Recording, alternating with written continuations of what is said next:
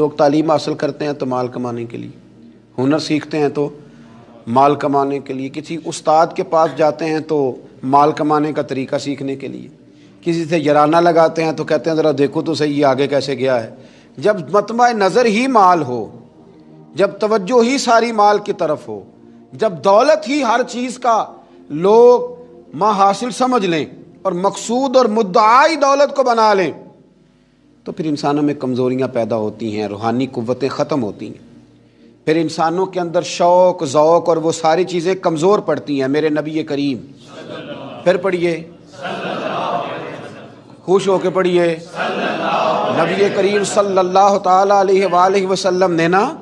ہمیں یہ سکھایا ہے، بتلایا ہے کہ قناعت کرو، تھوڑے پر راضی رہنا سیکھو۔ اور حضور علیہ الصلوۃ والسلام نے ارشاد فرمایا، مسند امام احمد بن حنبل میں حدیث موجود ہے، فرمایا اللہ تعالیٰ سے ایسی خواہشات سے پناہ مانگا کرو جو خواہشات تمہیں عیب میں ڈال دیں، اور فرمایا ایسی خواہش سے بھی اللہ کی پناہ مانگو جو خواہش پوری کرو تو وہ خواہش ایک اور خواہش میں ڈال دے۔ اللہ کی پناہ مانگو اس خواہش سے کہ جو پوری کی جائے تو پھر ایک اور خواہش میں تمہیں ڈال دے، اس سے اللہ تعالیٰ کی پناہ مانگو، پناہ مانگو، اللہ تبارک و تعالیٰ کی پناہ مانگو۔ بزرگوں نے لکھا ہے، حضرت محدث ابن جوزی علیہ رحمہ نے، کہ ایک شخص تھا، اس کے گھر میں ایک ناگن رہتی تھی، ناگن، وہ ناگن سونے کا انڈا دیتی تھی۔ بزرگ جب حکایات بیان کرتے تو سمجھانے کے لیے بیان کرتے، سونے کا انڈا دیتی تھی۔ اس ناگن نے اس طرح کیا کہ ایک دن اس کے گھوڑے کو ڈس لیا، گھوڑا مر گیا۔ گھر والوں نے شکایت کری کہ اس کو مار دینا چاہیے، گھوڑا آج اس کے ڈسنے سے مر گیا، یہ ناگن ہے، سونے کا انڈا تو دے گی لیکن ڈسے گی بھی ضرور، یہ ناگن ہے، انڈا سونے کا دے گی پر ڈسنا اس کی فطرت ہے، یہ ڈسے گی بھی۔ اس نے کہا بھی کوئی بات نہیں، سونے کے انڈے سے کئی گھوڑے آ جاتے ہیں، مر گیا تو کیا ہوا۔ کچھ دنوں کے بعد اس ناگن نے کتے کو ڈسا، کتا بھی مر گیا۔ گھر والوں نے شور مچایا کہ یہ ناگن ہے تو اسے دودھ پلاتا ہے، یہ سونے کا انڈا تو دے گی پر ڈسے گی بھی، اس لیے کہ ڈسنا اس کی فطرت ہے، اس کی طبیعت ہے۔ اس نے کہا کوئی بات نہیں، سونے کے انڈے سے کئی کتے خریدے جا سکتے ہیں۔ کچھ دنوں کے بعد اس نے پڑوسیوں کے کچھ جانوروں کو بھی ڈسا،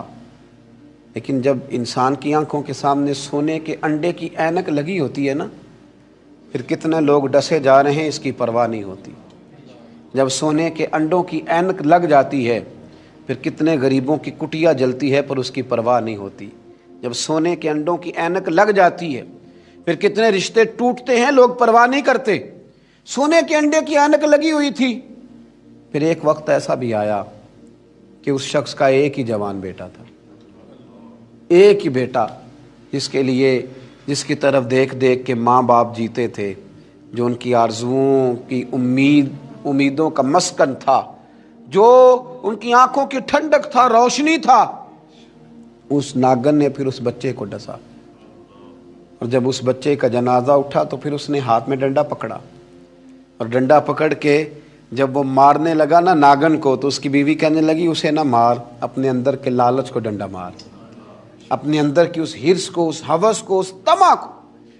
جس نے آج میرے بیٹے کی جان لے لی، جس نے ایک ماں کی گود اجاڑ ڈالی، جس نے اس گھر کی ساری خوشیوں کو تباہ کر دیا، اس لالچ پہ ڈنڈے برسا، جس نے تباہ کر کے رکھ دیا ہر چیز کو،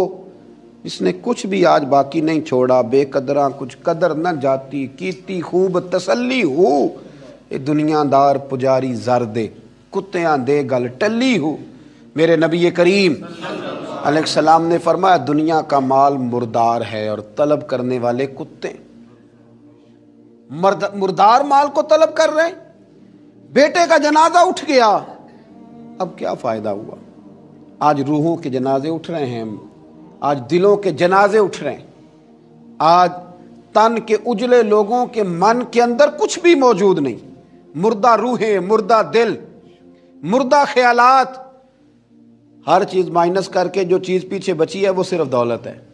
ہر چیز مائنس کر کے ہمارے پاس جو پیچھے بچی ہیں وہ جائیدادیں ہیں،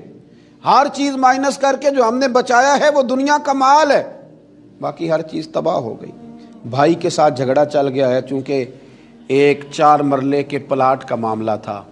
والد کے ساتھ تنازع چل گیا ہے چونکہ اس نے ہمیں حصہ کم دیا تھا، اماں کے ساتھ جھگڑا ہے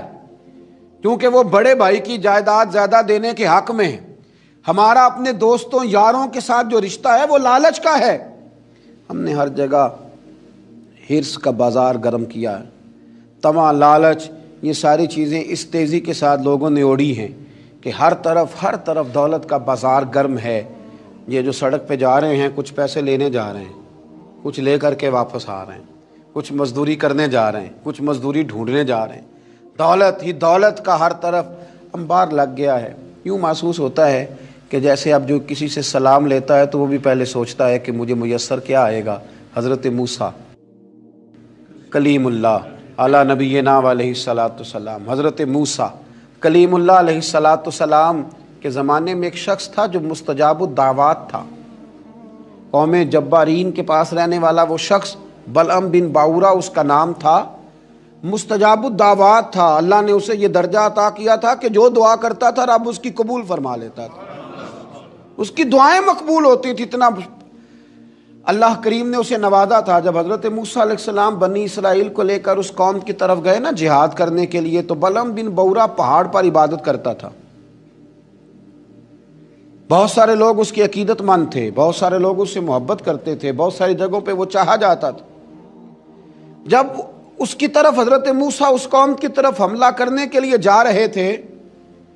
تو لوگوں نے اس سے کہا کہ تو اس طرح کر کے دعا کر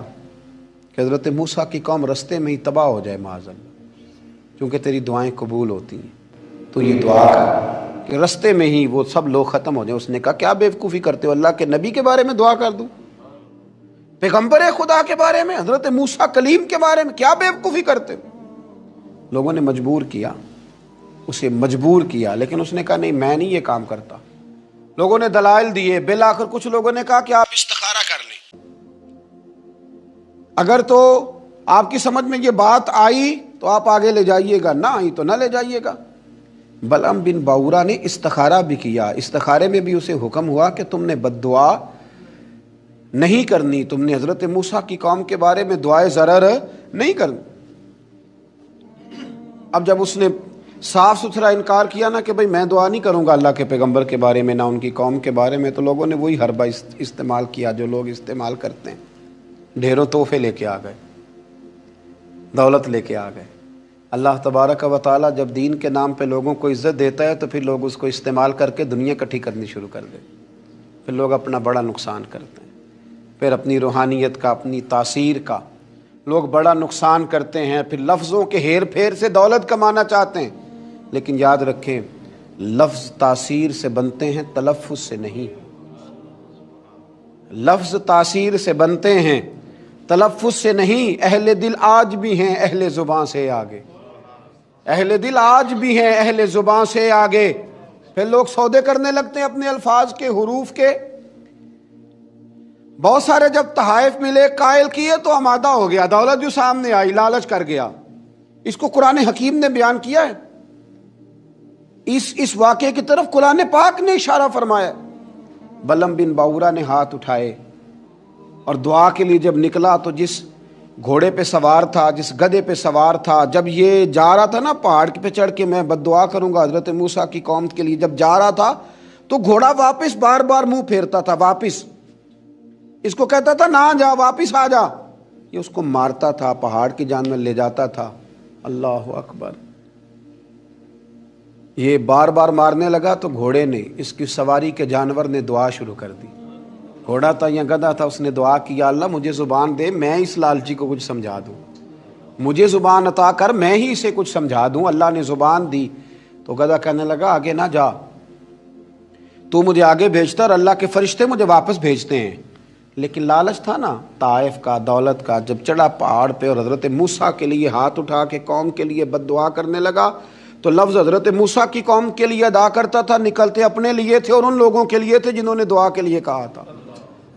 وہ لفظ پلٹ کے اسی پر آئے، اتنا اس کا برا حال ہوا کہ زبان لٹک گئی اور پھر اللہ کے شدید عذاب میں مبتلا ہوا۔ یہ لالچ عذاب کو آواز دیتا ہے، عذاب کو آواز دیتا ہے، اور انسان کی قناعت انسان کو عزت والا کر دیتی ہے۔